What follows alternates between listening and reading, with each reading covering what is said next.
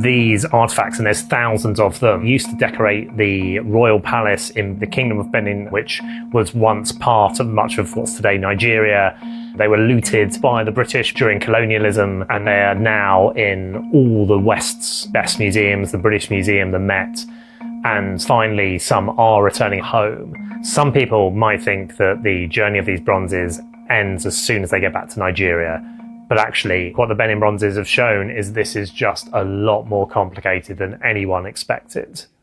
These artifacts aren't actually bronze. They're brass plaques, they're carved elephant tusks. They have these almost futuristic designs. To me, they're some of the most exciting art around. So when museums first discussed returning the bronzes, they had one venue in mind, a state-of-the-art museum called the Museum of West African Art. It was going to have security systems, climate control systems. So everyone thought they're going to look after them to the same standards that museums expect and want artifacts to be kept to. And so that's why there was so much excitement. That plan was fine until the Oba, who is the descendant of the people they were stolen from, said, hang on a minute, these belong to me.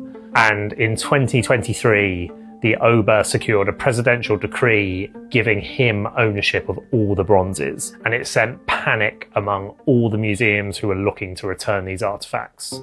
The Oba is someone without any official political power, but is still the cultural and religious figurehead in the region. I was given a meeting with him, and he was incredibly forthright about how he felt Western countries had not sort of respected him in returning the bronzes. And he has said anyone who works with the Museum of West African Art would be an enemy.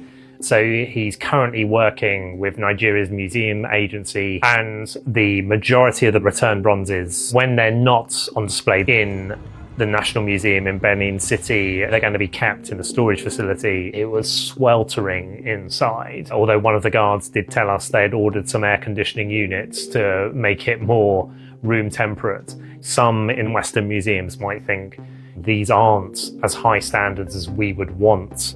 But most of the Nigerians I interviewed felt that being told how they should look after artifacts felt like a continuation of colonialism. I think Western museums thought this would be the example that showed how to do it. You know, you just send things back, they go into a museum, end of story, everyone can move on. But this journey is far from over.